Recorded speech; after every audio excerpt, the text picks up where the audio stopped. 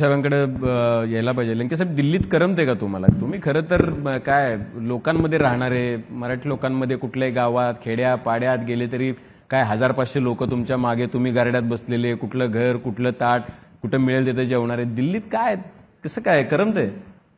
शेवट मुंबई असो किंवा दिल्ली असो, जी जबाबदारी पक्षाने आणि जनतेने आपल्यावर टाकली ती जबाबदारी यशस्वीरित्या पार पाडली. असं वाटलं नाही का की बरं होतं महाराष्ट्रातच? महाराष्ट्रामध्ये जो गाराडा, तोच गाराडा सुद्धा दिल्लीत जमा करण्याची ताकद निर्माण केली पाहिजे.